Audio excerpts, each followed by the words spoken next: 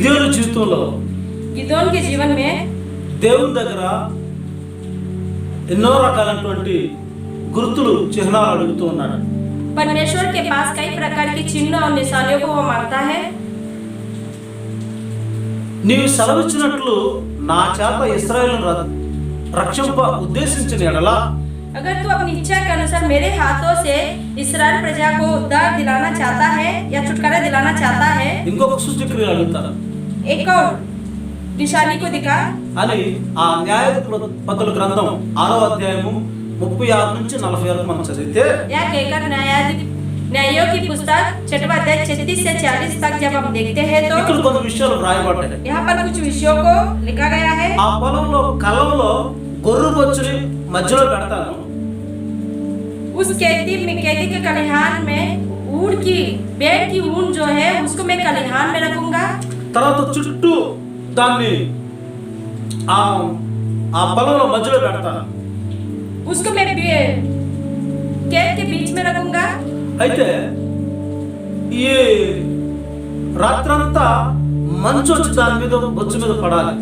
तो पूरी रात ओस जो है उस पेड़ की ऊन पर गिरना है, కానీ చుట్టుపక్కలంతా పొడి పొడిగా వాతావరణం ఉండాలి. लेकिन सारी भूमि जो है उसके आसपास चारों ओर वो सूखी रहना है। ఆ గొర్రె బొచ్చు మీద మాత్రమే ఈ యొక్క మంచు పడాలి.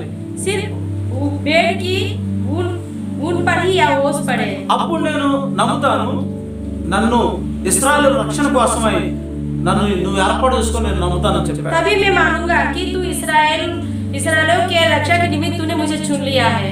ఆ రాత్రికాల సమయంలో उस रात्रि के समय అలాగే దేవుడు చేశాడు. प्रभु वैसे करता है। ఉదయాన్నే చూస్తే, जब सवेरे देखता है, ఆ ప్రొద్దున లేచి చూసినప్పుడు ఆ గొర్రె బొచ్చుని నీళ్ళతో నిండి ఉండుట చూశాడు.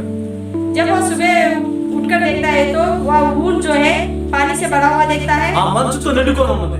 ओस से भरा हुआ रहता है। దాని పిండగా దాంట్లో నీళ్ళు వచ్చినాయి, చుట్టూ ఆ ప్రదేశం అంతా పొడిగా ఉంది. जब उसको दबाकर उसे निचोड़ा जाता है तो उसमें से पानी निकलता है और आसपास के जो स्थान है वो सूखा रहता है। అప్పుడు గిద్యోను అంటాడు, तब गिदोन बोलता है, నీ కోపం నా మీద మండనివ్వకుంటే अगर तेरा क्रोध मुझ पर ना पड़े तो ఇంకో మారు నేను పరీక్ష పెడతాను, एक और बार मैं तुम्हारी परीक्षा करूंगा। నేను నీకు నాకు ఒక సూచన చూపించాను आप मुझे एक चिन्ह दिखा అని చెప్పి, ఇప్పుడు ఈ రోజు ఏం జరగాలంటే या कहकर आज का दिन क्या होना है, ఆ గొర్రె బొచ్చు మాత్రం పొడిగా ఉండాలి, మిగతా చుట్టుపక్కల ప్రాంతం అంతా తడిసిపోయి ఉండాలి. ఆ రాత్రి దేవుడు అలాగే చేశాడు. उस रात समय परमेश्वर वैसा ही किया है। ఆ యొక్క గొర్రె బొచ్చు ఉన్నది కదా, वो जो बेड़ी का जो ऊन है అది పొడిగా ఉంటుంది, वो सूखा रहता है చుట్టుపక్కల అంతా తడి తడి వాతావరణం అయిపోతుంది. और चारों ओर जो वातावरण है वो गीला रहता है, అది మంచు చేత తడపబడుతుంది. वो ओस से गीला हुआ रहता है। ఆ రాత్రి దేవుడు అలాగే చేశాడు. उस रात के समय परमेश्वर वैसे ही करता है। తర్వాత దాన్ని ఉదయాన్ని చూసినప్పుడు जब सुबह देखता है तो ఆ నెలంతా తడిగా ఉంటుంది, కానీ पूरा जमीन गीला तो रहता है, ఆ గొర్రె బొచ్చు మాత్రం పొడి పొడిగా ఉంటుంది. लेकिन बेड़ी की जो ऊन है वो सूखा रहता है।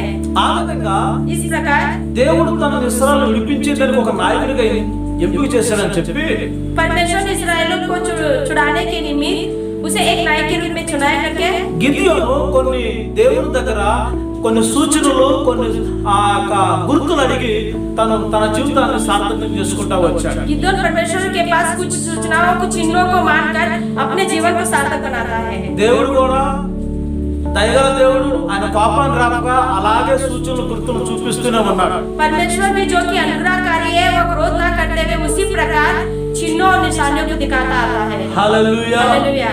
ఈ విధంగా గుర్తుల బలంతోను इस प्रकार निशानियों के बल पर ఎందరెందరో సాహసోపేతమైన కార్యాలు చేయొచ్చు, దేవుని కోసం ప్రత్యేకించబడ్డమైనటువంటి సంగతిని నిర్ధారణ చేసుకుంటా వచ్చారు.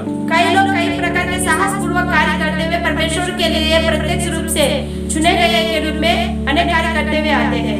ఇంకా బైబిల్ గ్రంథమందు और बाइबल में హిజ్కియా కూడా తన యొక్క రోగాన్ని దేవుడు స్వస్థపరుస్తున్నాడు, తగ్గిస్తున్నాడు అన్న దానికి ఒక గుర్తు దేవుని దగ్గర అడుగుతా ఉంటాడు. इसके भी उसकी जो रोग है उसे चंगा करेगा, छुटकारा देगा करके एक निशानी मांगता है। యెహోవా నన్ను స్వస్థపరచునట్టుకు నేను ఒక నేను మూడవ దినమున ఆయన మందిరం పోవుదును. यहोवा मुझे चंगा करेगा और मैं तीसरे दिन उसके मंदिर में जाऊंगा।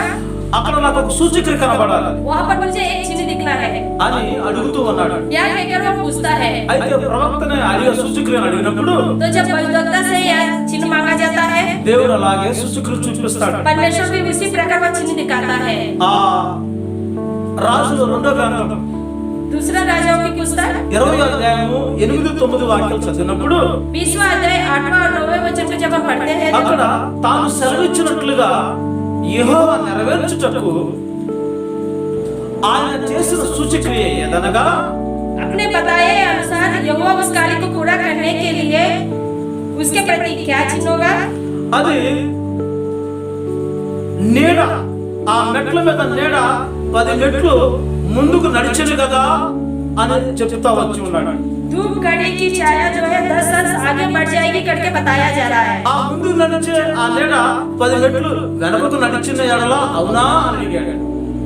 आगे बढ़ने वाली वो जो छाया है, क्या वो पीछे भी जाकर कर सकता है करके पूछता है। అలాగే ఆ నీడ కొంచెం వెనక్కి వచ్చేసింది. उसी प्रकार वो छाया पीछे भी आ जाता है। హల్లెలూయా. हालेलुया। ఈ విధంగా దేవుడు గడియార ముళ్ళు కూడా వెనక్కి తిప్పుతా వచ్చాడు. इस प्रकार परमेश्वर घड़ी के कांटे को भी पीछे घुमाते हुए आता है। ఆయన ఆశ్చర్యమైన కార్యాలు చేస్తూ వచ్చాడు. वो आश्चर्य रूपी कार्य को करता हुआ आ रहा है। సమయాన్ని కొంచెం అట్లా వెనక్కి తీసుకు వస్తా ఉన్నాడు. समय को भी पीछे लेके आ रहा है, ఎందుకంటే क्योंकि దేవుడు తన బిడ్డలకు చేసినటువంటి మాట నెరవేర్చడానికి సూచనలు చేస్తూనే వస్తూ ఉన్నాడు. परमेश्वर अपने बच्चों को जो प्रतिज्ञा करता है उसे पूरा करने के निमित्त इस प्रकार के चिन्हों को दिखाता हुआ आता है। హిజ్కియా జీవితంలో దేవుడు ఆ సూచక్రియ చేసి इसी जीवन में भी స్వస్థతను తన సంపూర్ణంగా ఇస్తానని చెప్పి నిర్ధారణ చేసి ఉన్నాడు.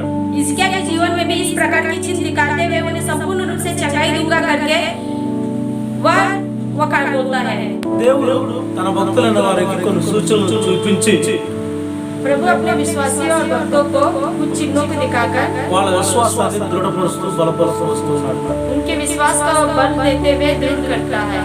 యెషయా గ్రంథంలో 7వ అధ్యాయం 11-14 వాక్యాలు చదువుకుంటే यशायाह की पुस्तक 7वां अध्याय 11वें वचन से 14 तक जब हम पढ़ते हैं तो అక్కడ ఆహాజుని సూచన అడగమని అడుగుతా ఉంటాడు. वहाँ पर आहाज से चिन्ह मांगने को बोला जाता है। అయితే ఈ ఆహాజుకి చెప్పబడుతున్న ఈ ప్రవచన వాక్యంలో तो आहाज के द्वारा बताए जाने वाले ये भविष्यवक्ता के वचन में నీ దేవుడైన యెహోవా వలన సూచన అడుగుము. तो अपने परमेश्वर यहोवा से चिन्ह मांग, అది పాతాళమంత లోతైనా సరే, चाहे वह गहरे स्थान का हो మూర్ధ లోకమంత ఎత్తైనా సరే, या ऊपर आसमान का हो, ఎలాంటి ప్రశ్నలను అడుగు, ఎలాంటి సూచన అడుగు అని అక్కడ అతను చెప్పబడతా ఉంటాం. कैसा भी प्रश्न या चिन्ह तू मांग करके वहाँ पर हमसे बताया जा रहा है। అప్పుడు ఆహాజ్ అంటాడు, तब आहाज बोलता है, నేను అడగను యెహోవాను శోధింపునని చెప్పగా मैं नहीं मांगूंगा, यहोवा की परीक्षा नहीं करूंगा। అతడు దావీదు వంశస్థులారా వినుడి, वो बोलता है दाऊद के घराने सुनो, మనుషులు విసిగించుట సాలదనుకొని నా దేవుని కూడా నేను విసుగుతున్నా అంటున్నాడు. मनुष्यों को उगता देना छोटी बात समझकर आप मेरे परमेश्वर को भी उगता दोगे। కాబట్టి ప్రభు తానే ఒక సూచన మీకు చూపును, इस कारण प्रभु आप भी तुमको एक चिन्ह दिखाएगा। ఆలకించుడి. सुनो, కన్యక గర్భవతి అయి కుమారుని అతనికి ఇమ్మానుయేలు అని పేరు పెట్టు. एक कुमारी गर्भवती होकर पुत्र जनेगी और उसका नाम इम्मानुएल रखा जाएगा। ఇది యెషయా ద్వారా ప్రవచించబడిన ప్రవచన వాక్యం. यह यशायाह भविष्यवक्ता के द्वारा बताया गया भविष्यवाणी है। ఆహాజు రాజకాలంలో తను అడగకపోయినా తనకు తెలియజేసిన విషయం. आहाज राजा के समय में वो ना पूछने पर भी उनको बताया जाने वाला विषय है। అతనికి ఒక గుర్తు ఇవ్వబడుతుంది. उन्हें एक चिन्ह दिखाया गया है, కన్యక గర్భం దాల్చునని, कुमारी गर्भवती होगी అతని కుమారుడు కలుగునని, और वो पुत्र जनेगी, ఇమ్మానుయేలు అని పేరు పెట్టబడును అని. इम्मानुएल नाम रखा जाएगा। హల్లెలూయా. हालेलुया। దేవుని ప్రియమైన బిడ్డలారా, परमेश्वर के लोगों, యేసు ప్రభు భూమి మీదకి రావడం, यीशु मसीह का इस पृथ्वी पर आगमन, కన్యక గర్భంలో ఆయన ఉద్భవించడం, कुंवारी के गर्भ से उनका जन्म होना, ఇది అకస్మాత్తుగా సంగతే కాదు, ఇది यह अचानक होने वाली बात नहीं है। ఇది చిత్త విచిత్రంలో ఒకటి కాదు, ఇది यह चित्र विचित्र में से एक बात नहीं है। ఎన్నో వేల సంవత్సరాల క్రితమే దీని గురించి ఎన్నెన్నో ప్రవచనాలు ఉన్నాయి. कई साल पूर्व ही इसके विषय में कई प्रकार की भविष्यवाणी किया गया అయితే है। ఆహాజు రాజు కాలంలో యెషయా ప్రవక్త కూడా ఈ ప్రవచనాన్ని ఒక సూచన నీకు అనుమతించబడుతుందని చెప్పబడుతున్నాడు. लेकिन आहाज राजा के राज शासन के समय में यशायाह भविष्यवक्ता भी तुमको एक चिन्ह दिया जाएगा करके बताया जा रहा है। పాప సహితుల నుంచి పాప రహితుడు వస్తాడని చెప్పి ఆహాజు రాజుకు చెప్పబడుతున్న ప్రవచనం ఇది. पाप सहित में से एक पाप रहित होकर जन्म लेगा करके आहाज राजा को बताया जा रहा है। ఈ యొక్క సూచన పాతాళం కన్నా చాలా లోతైందని చెప్పబడుతున్నది. यह चिन्ह जो है गहरे स्थान से भी यह चिन्ह जो है ऊपर आसमान से भी ऊंचा होगा करके बताया जा रहा है। ఊర్ధ్వలోకమంతా ఎత్తైనది, పాతాళం అంతా లోతైందని చెప్తున్నాడు. ऊपर आसमान का होगा और गहरे स्थान से नीचे होगा करके बताया जा रहा है। ఇలాంటి సూచక్రియ యేసు ప్రభు రాకడ, इस प्रकार के चिन्ह जो है प्रभु यीशु मसीह के आगमन का, లోక రక్షకుడు, లోక కళ్యాణార్థమై పాపల రక్షణ కోసమై క్రీస్తు ఆగమన కన్యక ద్వారా వస్తాడని ప్రవచనం చెప్పబడుతూ వచ్చాడు. संसार के उद्धारकर्ता जो संसार के कल्याण के निमित्त एक कुमारी के गर्भ से जन्म लेगा और वो मसीह का आगमन होगा करके बताया जा रहा है। అలాంటి రక్షకుడు इस प्रकार का जो उद्धारक है, వివాహం చేసుకున్న దంపతులకు పుట్టడు అనే సంగతి జ్ఞాపకం చేయబడుతున్నది. विवाहित दंपति से जन्म नहीं लेगा, ఒక కన్యక ద్వారా పుడతాడని చెప్పబడింది. एक कुमारी के गर्भ से जन्म लेगा। అట్లా ఈ ప్రపంచ చరిత్రలో కన్యక గర్భంలో పుట్టబడిన వాడు కేవలం యేసుక్రీస్తు మాత్రమే. इस प्रकार इस पूरे संसार के चरित्र में सिर्फ कुमारी के गर्भ से जन्म लेने वाला वो सिर्फ प्रभु यीशु मसीह ఆ పుట్టుకలో పాపం లేనివాడు, वो जन्म से ही पाप रहित है, जन्मतः पाप नहीं है, वो जन्म से ही पापी नहीं है, ఆయన పుట్టుకతో పాపం లేనివాడిగా వచ్చాడు. वो जन्म से ही पाप रहित होकर पैदा हुआ। అలాంటి పాపం లేని దేవుడు పుడతాడని చెప్పి ఆయన గురించి చెప్పబడిన ప్రవచనం ఈ సూచక్రియ. वैसे पाप रहित प्रभु का जन्म होगा करके बताया जाने वाला ही ये चिन्ह है। ఆహాజు రాజు జీవితం ఇలాంటి ప్రవచనాన్ని విని ఆశ్చర్యపోతున్నాడు. తన జీవితం ధన్యకరంగా మార్చబడుతూ వస్తుంది. आहाज राजा भी इस प्रकार की भविष्यवाणी सुनकर आश्चर्यचकित होता है और उनका जीवन भी आशीष के रूप में बदला जाता है। ఇంకా దేవుని ప్రియమైన బిడ్డలారా, अपने परमेश्वर के लोगों, క్రొత్త నిబంధన గ్రంథంలో జకరియా ఎలిజబెత్ అనే వారి జీవిత చరిత్రలో नए नियम में भी जकरिया और एलिजाबेथ के जीवन चरित्र में వాళ్ళు ఈ దేవుని మందిరంలో యాజకుడిగా పనిచేస్తూ ఉన్నాడు. ఈ యొక్క జకరియా वो परमेश्वर के भवन में याजक के रूप में कार्य करने वाला व्यक्ति था जकरिया। అకస్మాత్తుగా ఒక దేవదూత తనకు కనబడింది. अचानक एक स्वर्गदूत उसे दर्शन देता है, అతనితో మాట్లాడుతూ ఉన్నది. उससे बातें करता है, నీకు ఒక శుభవర్తమానం చెప్తూ ఉన్నది. तुम्हें एक शुभ संदेश करके वो बोलता है। అయితే ఈ జకరియా అంటాడు, तो जकरिया बोलता है, అయ్యో నేను ముసలివాడినే, मैं तो बुरा हूँ, నా భార్య కూడా చాలా బహుకాలం గడిచిన వృద్ధురాలే, और मेरी पत्नी भी बहुत बुरी है, మరి అలాంటి మాకు కుమారుడు పుట్టవా అని ఆశ్చర్యంగా అడుగుతూ ఉన్నాడు. तो क्या ऐसे में पुत्र का जन्म होगा करके वो आश्चर्यचकित होकर पूछता है। అయితే దేవుని దూత అంటుంది, तो परमेश्वर का दूत बोलता है, నేను దేవుని సముఖమందు నుంచి నీకు నిలిచి ఉన్న వ్యక్తిని, मैं परमेश्वर के सम्मुख से तुम्हें बताने वाला व्यक्ति हूँ। గాబ్రియేలు నేను నీతో మాట్లాడడానికి వచ్చాను. गाब्रिएल नामक स्वर्गदूत में तुमसे बात, जिब्राइल नामक दूत में तुमसे बातें करने के लिए ఈ आया है। శుభవర్తమానం నీకు తెలియజేయమని దేవుడు నాకు చెప్పాడు. ये शुभ संदेश तुमको बताने के लिए प्रभु ने मुझे भेजा है।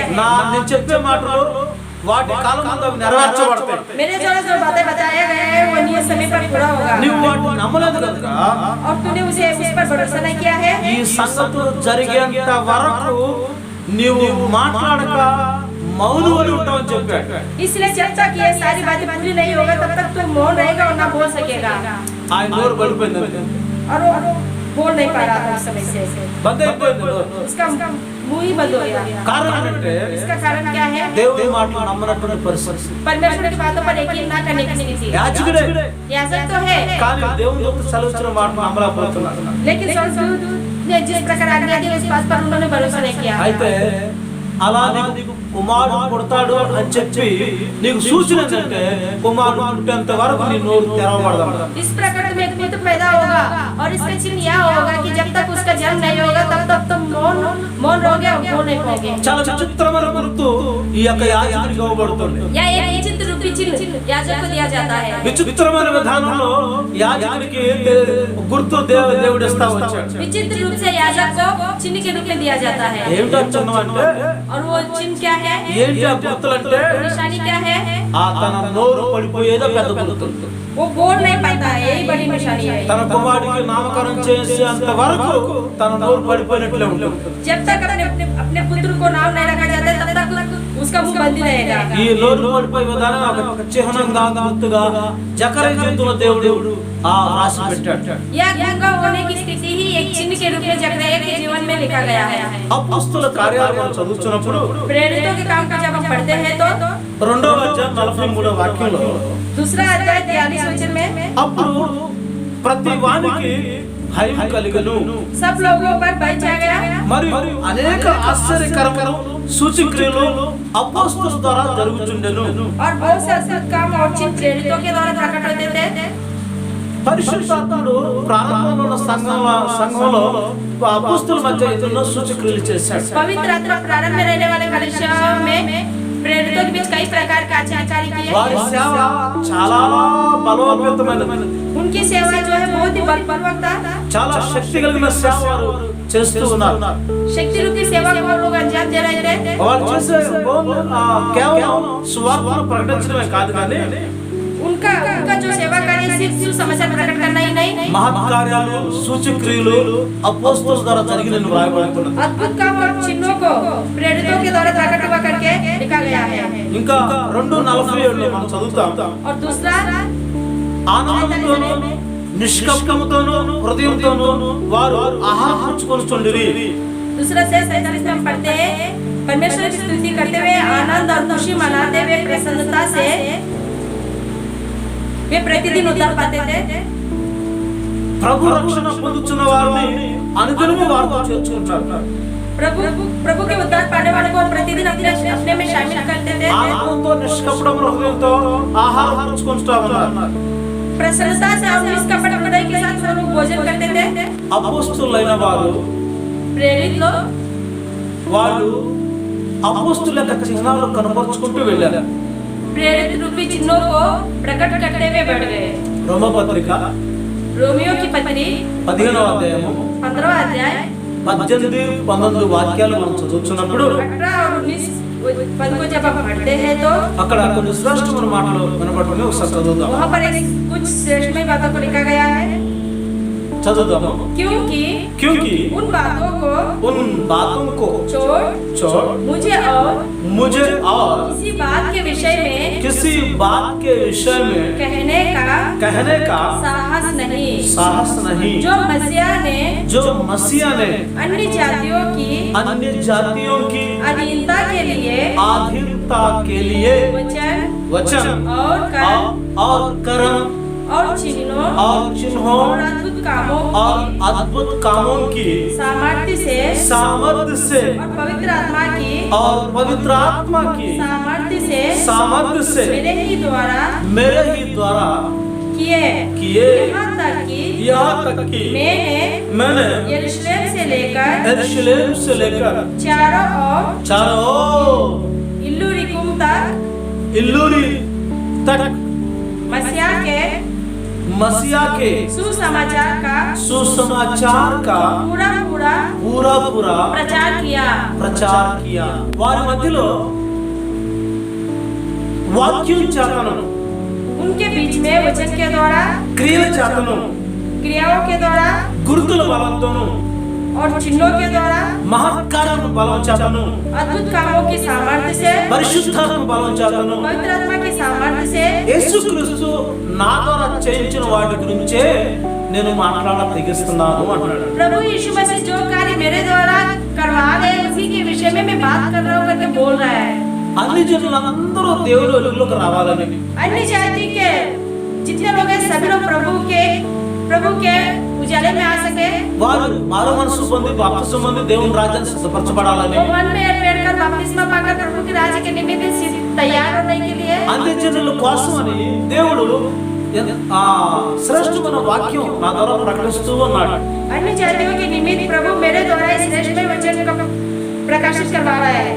వాక్యం చాలా మంది చెప్తున్నాడు. वचन के द्वारा करके बोल रहा है। వాక్యం ఈ రోజు చాలా మంది జీవితాల్లో वचन आज बहुत सारे लोगों के जीवन में కేవలం వాక్యం వాక్యం వాక్యం వాక్యం అంటారు. केवल वचन वचन वचन ही करके बोलते हैं। అపోస్తులు వాక్యం చెప్పారు, प्रेरित पौलुस वचन भी बताए, అపోస్తులు క్రియలు చేశారు, कार्य भी किए, అపోస్తులు గుర్తుల బలంతో నిరూపించుకున్నారు, चिन्हों के बल से भी, అపోస్తులు మహత్కార్యాలు బలం చేత స్థాపించబడ్డారు, अद्भुत कामों के सामर्थ्य के द्वारा भी स्थापित किए गए, అపోస్తులు పరిశుద్ధాత్మ బలం చేత కూడా ఉపయోగించబడ్డారు. प्रेरित लोग पवित्र आत्मा के सामर्थ्य से भी उन लोगों को उपयोग किया गया। ఇన్ని రకాల సేవా విధానాలు అపోస్తుల ద్వారా ఆ రోజులు జరిగాయి. इतने प्रकार के सेवामय कार्य उन दिनों में प्रेरितों के द्वारा हुआ। ఇట్లా యెరూషలేము చుట్టుపక్కల ప్రదేశం అంతటా కూడా వారు సువార్తని దేవుని సేవను ఇన్ని రకాలుగా చేస్తూ ఉన్నారు. इस प्रकार यरूशलेम के चारों राज्यों में भी उन्होंने प्रभु के वचन को इस प्रकार से प्रकट किया। ఈ చివరి దినాల్లో కూడా ये अंत के दिन में भी దేవుని ప్రియమైన బిడ్డలారా, प्रिय परमेश्वर के बच्चों, ఇట్లా మన జీవితాల్లో కూడా అపోస్తుల యొక్క సేవా విధానాలు గుర్తెరిగి అలాంటి ఆది అపోస్తుల దినాల్లో జరిగిన కార్యాలు మన జీవితంలో జరగాలని మనం కోరుకోవాలి. इस प्रकार प्रेरितों के जीवन में जो चिन्ह और कार्य हुआ है, उसी प्रकार वही कार्य और चिन्ह भी हमारे जीवन में होना चाहिए करके भी हमें भी आशा रखना है। అపోస్తుల యొక్క గుర్తులు మన జీవితంలో కనబడాలి. प्रेरितों के चिन्ह भी हमारे जीवन में दिखाई देना है। అపోస్తుల యొక్క పరిచర్య విధానాన్ని మన జీవితంలో అవలంబించాలి. प्रेरितों की सेवा रीति भी हमारे जीवन में दिखना है। కేవలం వాక్యానికే పరిమితం కాదు, सिर्फ वचन तक ही सीमित नहीं रहना है, కేవలం క్రియలకే పరిమితం కాదు, सिर्फ क्रियाओं तक ही सीमित नहीं रहना है, కేవలం గుర్తుల బలంతో ఉండటం కాదు, सिर्फ चिन्हों के बल पर ही नहीं रहना है, కేవలం మహత్కార్యాల బలం చేత నడవడం కాదు, सिर्फ अद्भुत कामों के सामर्थ्य से ही नहीं కేవలం चलना है, పరిశుద్ధాత్మ బలం చేత నడిపించబడటం కాదు. सिर्फ पवित्र आत्मा के सामर्थ्य से ही नहीं चलना है। ఈ కార్యాలన్నీ కూడా మనలో ప్రస్ఫుటంగా కనబడుతూ ఉండాలి. ये पूरे कार्य जो है हमारे अंदर स्पष्ट रूप से दिखाई देना है। ఈ విధంగా మన పరిచర్య ద్వారా इस प्रकार का सेवा कार्य है, అన్ని జనులైన అనేకులని ప్రభు యొక్క నడిపించడానికి చక్కని మార్గం చూపబడుతుంది. अन्य जाति संबंधित अन्य लोगों को प्रभु के सानिध्य में ले आने के लिए एक सुंदर सा मार्ग है। కొందరు జీవితాల్లో कुछ लोगों के जीवन में అద్భుతాలు ప్రవచనాలు ఇవి మాత్రం ఉంటాయి కానీ अद्भुत काम और भविष्यवाणी तो रहता है, ఆ సరైన సమృద్ధి అనే వాక్యం ఉండదు. लेकिन जो सही प्रकार से वचन चाहिए वो उनके जीवन में नहीं रहता। అద్భుతాలు ఆ ఆశ్చర్యాలు జరుగుతాయి కానీ సరైన వాక్యం సంపూర్ణ సువార్త కూడా ఉండదు. अद्भुत काम और आश्चर्यकारी तो होता है, लेकिन जो संपूर्ण रूप से जिस वचन की जरूरत है वो उनमें नहीं रहता। అపోస్తులు అలా చేయలేదు. प्रेरित लोग ऐसा नहीं कर रहे, వాక్యం సంపూర్ణంగా చేశారు. उनके अंदर संपूर्ण रूप से వాళ్ళ మధ్యలో ఎన్నో క్రియలు జరుగుతూ వచ్చాయి, और उनके बीच कई प्रकार के ఎన్నో గుర్తుల బలం జరుగుతూ कई వచ్చాయి, प्रकार के चिन्ह भी हुए, ఎన్నో మహత్కార్యాల చేత వాళ్ళు బలం చేత నడిపించబడ్డారు. अनेक प्रकार के अद्भुत कार्यों के सामर्थ्य के द्वारा పరిశుద్ధాత్మ బలం చేత వారు సేవలో వినియోగించబడ్డారు. पवित्र आत्मा के सामर्थ्य के द्वारा सेवा में भी उनका उपयोग हुआ। ఇలాంటి సేవ వారు జరిగించినట్లు మనం చూస్తూ ఉన్నాం. इस प्रकार का जो सेवा कार्य उन्होंने किया है करके हम लोग देख रहे हैं। సువార్తను పూర్ణంగా ప్రకటించినట్లుగా ఉంటుంది. वचन को पूर्ण रूप से प्रकट किया। దీంట్లో ఏది కొరతకుండా ఆ సంపూర్ణమైన సువార్త అయిపోతుంది మన జీవితాల్లో. इसमें अगर कुछ भी कमी हो तो ये जो वचन प्रकट करना है, ये जो अधूरी रहेगा हमारे जीवन में। కొరింథీయులకు రాసిన రెండో పత్రిక कुरिन्थियों की दूसरी पत्री 12వ అధ్యాయం 12వ వాక్యం ఒకసారి మనం చదువుకుందాం. 12वां अध्याय 12वें वचन को एक बार पढ़ते हैं। प्रेरितों के लक्षण भी प्रेरितों की लक्षण भी तुम्हारे बीच तुम्हारे बीच सब प्रकार के धीरज सहित चिन्हों और और अद्भुत कामों और सामर्थ्य के कामों से दिखाए गए। हालेलुया। हालेलुया। సూచక్రియలు అద్భుతాలు మహత్కార్యాలు చేయటం వలన అపోస్తుల యొక్క చిహ్నాలు పూర్ణమైన ఓర్మితో మీ మధ్య నిజముగా కనబడని చెబుతున్నారు. सूचक कार्य और अद्भुत कार्य और चिन्हों के द्वारा करने के कारण आपके बीच में भी जो कार्य पूरे देखने को मिलेगा करके बताया जा रहा है। పూర్ణమైన ఓర్మితో पूर्ण रूप से धीरज रखना మీ మధ్య నిజముగా కనబడి आपके बीच में सही से दिखाई दे रहा है। क्या दिख रहा है? పూర్ణమైనటువంటి ఓర్మితో ఏం కనబడండి? धीरज सही चिन्ह क्या है? అక్కడ సూచక్రియలు జరుగుతూ వచ్చాయి, वहाँ पर अद्भुत काम को भी देखने को मिला। మహత్కార్యాలు జరుగుతూ వచ్చాయి. अद्भुत काम को भी देखने को मिला। అపోస్తుల యొక్క చిహ్నాలు వాళ్ళు వారు ప్రతిబింబిస్తూ వచ్చారు. प्रेरितों के लक्षण को प्रेरितों के लक्षणों का अनुभव करते आते हैं। పాతాళ గ్రంథాల్లో ఏ విధమైన సూచక్రియలు అద్భుతాలు దేవుడు చేశాడో उन दिनों में पुराने नियम में इस प्रकार से प्रभु ने अद्भुत कार्य और चिन्हों को दिखाया తన है। భక్తులు ప్రవక్తలు ఎలా దేవుడు స్థిరపరుస్తూ వచ్చాడో अपने भक्तों और विश्वासियों को जिस प्रकार से सिद्ध करते हुए आया ఈ है। రోజు కూడా పరిశుద్ధాత్ముడు కొన్ని గుర్తుల బలములను చిహ్నములతోను తన బిడ్డలను వారు స్థిరపరచుటకు సిద్ధంగా ఉన్నాడు. आज के दिन पवित्र आत्मा कुछ अच्छा कामों और चिन्हों के द्वारा अपने विश्वासियों को बल देने के निमित्त वह तैयार है। అబ్రహాము జీవితంలో చిహ్నాలు చూపించాడు. अब्राहम के जीवन में भी उन्होंने चिन्ह दिखाया है। ఎలీయా జీవితంలో గుర్తులు చూపించాడు. एलिय्याह के जीवन में भी निशानियां उन्हें दिखाया है। గిద్యోను జీవితంలో కూడా గుర్తులు చూపించాడు. गिदोन के जीवन में भी चिन्ह दिखाया है। మోషే జీవితంలో గుర్తులు చూపించాడు. मूसा के जीवन में भी चिन्ह दिखाया है। ఇట్లా ఎందరెందరో చరిత్రలో కూడా ఎన్నెన్నో ఆశ్చర్యాలు చేస్తూ ఉన్నాడు. इस प्रकार कई लोगों के जीवन चरित्र में भी आश्चर्य से आश्चर्य के काम किए। అపోస్తలుల జీవితాల్లో కూడా ఆశ్చర్యాలు చూపించాడు. प्रेरितों के जीवन में भी आश्चर्य कार्य दिखाया है। ఈ రోజుకి ఆ చిహ్నాల గుర్తుల బలం ద్వారా కార్యాలు చేసే ఆ దేవుడు మన మధ్య ఉన్నాడు. आज के चिन्हों के द्वारा निशानियों के द्वारा कार्य करने वाला आत्मा परमेश्वर हमारे मध्य में है। పరిశుద్ధాత్మకు మనం అవకాశం ఇద్దాం. पवित्र आत्मा को हम अवकाश देंगे। దేవుని ఆత్మకు మనం అవకాశం ఇద్దాం. परमेश्वर के आत्मा को मौका देंगे। దేవుడు తన కార్యాలు జరిగించినద్దాం. परमेश्वर को अपने कार्य करने का అపోస్తలుల చిహ్నాలు మనలో ప్రతిబింబించేందుకు పైనగా प्रेरितों के चिन्ह हमारे अंदर भी दिखाई दे। इस रीति से हम लोग अपने आप को तैयार करेंगे। ఆ రోజు యెషయా ఆహాజు రాజు కాలంలో కూడా उस दिन यशायाह आहाज राजा के समय में भी యెషయా ప్రవచించాడు, కన్యక గర్భంలో కుమారుడు వస్తాడు. यशायाह भविष्यद्वक्ता ने भविष्यवाणी किया कि कुमारी के गर्भ से पुत्र जन्म लेगा। ఇది చరిత్రలోనే చాలా ఆ పాతాళం కంటే లోతైన ఆశ్చర్యకార్యం ఇది. यह चरित्र में बहुत ही गहरे स्थान तक पहुंचने वाला ఆకాశం కంటే గొప్పదైనటువంటి ఆశ్చర్యమైన కార్యం ఇది. आकाश से भी ऊपर रहने वाला आश्चर्यचकित कार्य है। ఇలా ఎన్నో ఆశ్చర్యాలు సూచక్రియలు మానవ జీవితంలో చూస్తూ ఉన్నాం. इस प्रकार कई प्रकार के आश्चर्यचकित और सूचक चिन्ह भी हमारे जीवन में देखने को యేసు मिलते యొక్క हैं। పునరుత్థానం ఒక ఆశ్చర్యమైన సంగతి. प्रभु यीशु मसीह का जो पुनरुत्थान है वो भी आश्चर्यचकित है। యేసు ప్రభు అనేక చూచుతుండగా ఆరోహణ వెలుడ ఒక సూచక్రియ ఆశ్చర్యమైన క్రియ. यीशु मसीह अनेक लोगों के देखते हुए आरोहित होना भी एक आश्चर्यचकित है। ఆయన తిరిగి రెండో రకాల రాబోయే కోటాను కోట్ల దైవదూతలతో రహస్య రాకల్లో వచ్చేది, బహిరంగంగా వచ్చేది, ఇవన్నీ ఆశ్చర్యాలే. दोबारा वो करोड़ों स्वर्गदूतों के साथ सारे लोगों को देखते हुए उनका दोबारा आगमन होना भी ये भी आश्चर्यचकित है। హల్లెలూయా. హల్లెలూయా. ఇంకా ఎన్నెన్నో సూచకులు ఆశ్చర్యకరమైన మన జీవితంలో చూడవచ్చు ఉన్నాం. और कई प्रकार के चिन्ह और आश्चर्यचकित कार्य हम लोग अपने जीवन में देखने को मिलता है। నిశ్చయంగా నీ జీవితంలో ఆత్మ దేవుడు ఆ విధంగా నడిపించును గాక. निश्चय रूप से आपके जीवन में आत्मिक परमेश्वर इस प्रकार से आपको క్షణ క్షణం ఆ ప్రతి అడుగులో దేవుని శక్తి సామర్థ్యాలు అపోస్తలుల యొక్క చిహ్నాలు గుర్తులు నీలో ప్రతిబింబించును గాక. हर एक समय हर एक क्षण प्रेरितों का जो चिन्ह है वो आपके जीवन में दिखाई दे।